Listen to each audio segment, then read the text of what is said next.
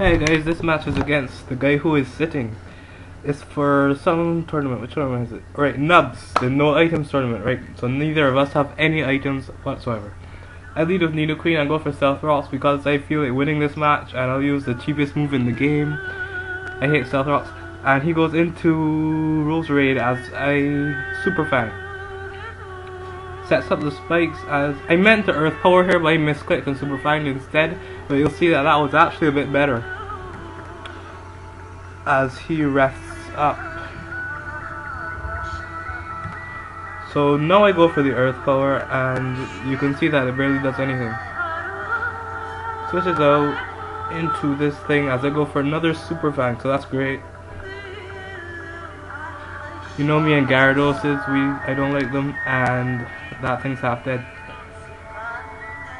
I go into my Rotom on the Dragon Dance, and he goes for the taunt, probably like trying to stop the Will-O-Wisp. But it doesn't work out like that. I go for a Discharge, and that thing's gone without doing much of anything. I still wouldn't have died if he went for an attack anyway. Any attack would have done about half. Right, you just saw what happened. I go into my Azelf. He goes for the Hidden Power. I think he said it was Ice. And I Ice Punch that thing. Takes it out. I was afraid that it might not, because it was obviously really bulky. Now into Metagross. Uses the Bullet Punch. And it almost takes me out as I get off the Flamethrower to cause some massive damage to that giant enemy crab. And right, now he takes me out as I predicted, but I didn't want to switch out. Go into my Rotom, which should wall this thing for days, and he goes into his Blaze Core, accurately predicting the Discharge. I get out of there, go into my Scizor, deciding to try to set up on this thing, and predicting the Toxic as well. But he taunts, and this taunt messes up pretty much my entire team. I can't do much against this Blaze Core at all with that taunt. So right, I go into Rotom to dodge that, and then I use the opportunity to go into Tatsui so that I can go in on the Toxic or the Roost as he did without taking an Earthquake switching in. Because I know I can take one Earthquake from it and get off my Avalanche. Boosted Avalanche, even without an attack boost, will take it down to really low. Didn't kill it because it's a Glaze Core, but yeah.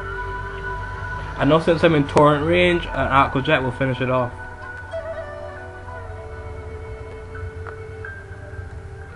In comes this Rotom, and I just go for Aqua Jet before it finishes me. But I get a really nasty crit, and yeah.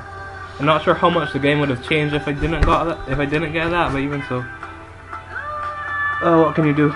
Into Venusaur. And I was hoping I was faster than it, but I'm not.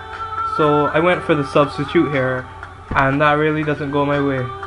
If I got the substitute off first, that would have been great. So he's going to take out my sub now with a Shadow Ball as I go for the Sleep Powder. And this Rotom could really pretty much cut through my whole team that I have left. So I needed that Sleep to land. If I missed that, that might have been the end right there. After going for this Leech Seed, I was kind of cursing myself because I realized the only chance I have against this thing is if I can take it out with my Rotom. So I shouldn't have wasted that turn of Sleep putting the Leech Seed on it. I should have gone straight into Rotom. But for now it works. So he withdraws into his Metagross to Death Fodder it. And I'm really on the edge here. So now he decides to go into his Infernape, and I was really scared of this thing. If it was a different kind of Infernape, I would have lost, I think.